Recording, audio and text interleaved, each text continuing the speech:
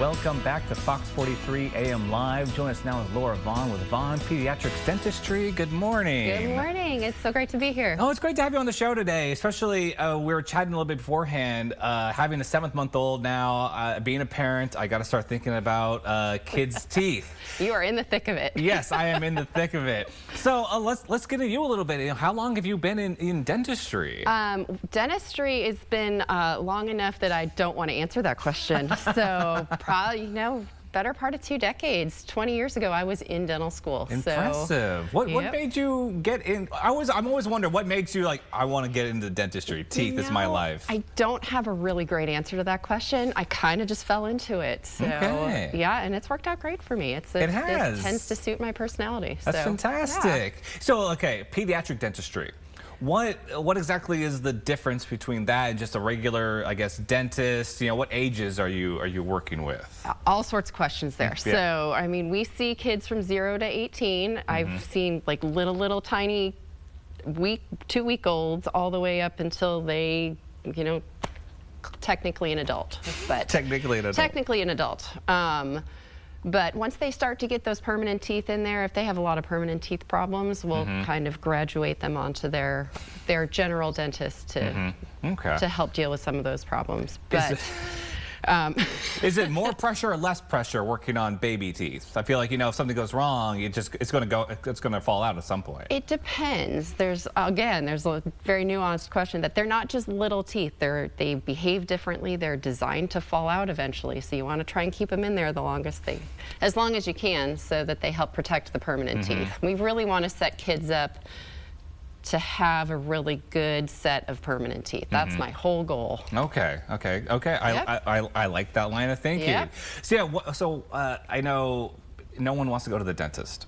And I feel like for children, you're like enemy. Some people I'm sorry. I'm sorry. I'm here to hit you with the truth. That's my other goal, is to try to make people want to go to the dentist. But that's what I'm curious about. I feel like for children, you enemy number 1 almost. Yeah. I would hope. How do you change that? We make it fun. Like, we want to provide great care, but we also want to make it fun. So we've got a lot of bright colors. We've got video games. We're not above bribing kids to do the things that we want to do. You'd be surprised what they do for a sticker still. You'd be surprised what I would do for a sticker. Exactly. I believe it, yes. I will bring you one. Oh, I would appreciate that so much. And we were talking ages. You said like 2 weeks old someone was coming in. Like, kids can be born with teeth. Fun fact. They're called natal teeth or neonatal teeth, so it happens. Well, okay, for some reason that sends a chill down my spine seeing a 2-week-old. You didn't expect that. I did not.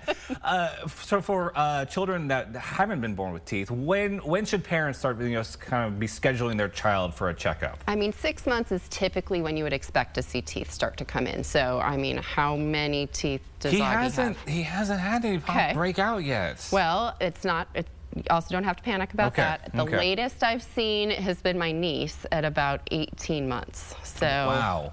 So there's a pretty wide range of normal. There's that bell curve, 2 days old to 18 months. But the guidelines say, the specific wording is that within 6 months of the eruption of the first tooth or by age 1. So, and a lot of parents will say, well, what are you going to do with a 1-year-old at a dental visit? But a lot of it's just these types of questions. It's information for parents.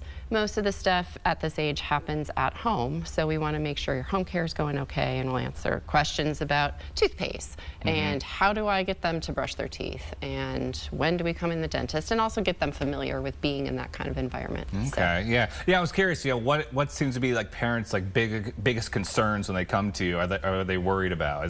Yes, toothpaste definitely sounds like number 1. Toothpaste fluoride is a real hot topic. We don't have time to talk about that. No, we do not. So.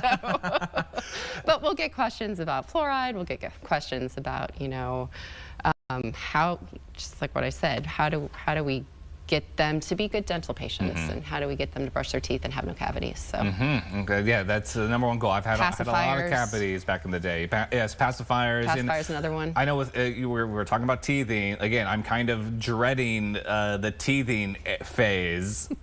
How can I help my little guy get through it? I think my initial response to that was just love and snuggles, because they will get through it. It's temporary, and you want to be able to fix it, but sometimes they just have to get through it.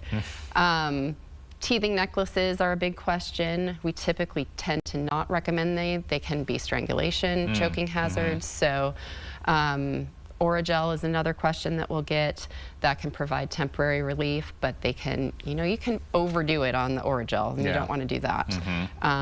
So your best bang for the buck is some Tylenol if you want to do that. But we had a lot of success in my house with frozen washcloths, frozen waffles. We've heard about frozen washcloths and frozen just waffles. Stuff that you have around the house already. If they're already eating table foods, I have lots of pictures of my with my oldest with a frozen waffle in his mouth and just crumbs everywhere. So, and he loved it. I meant to try the waffle. We give him like a cucumber every now and then. Yeah. And he loves eating that. Or those little, I know that they have the, you can freeze fruit in the little net cloths and have them chew on stuff. Something's going in their mouth, so it might as well. We had these little great round toothbrushes that we'll give to the infants sometimes that have a little brush attached to it. I'll make a list and start. Yeah, here you go, Dave. Should have brought some of those with me. Oh, that's all right. Well, I hope it's been great chatting with you today. Yeah. I hope to have you back as we talk more about children's dentistry, because... Go through the ages. Go through the ages, yes. As we go through the years. Listen, next year, be like, okay, Augie's 1 now. I need more information. Every time you have a question, you can just bring me on. Perfect.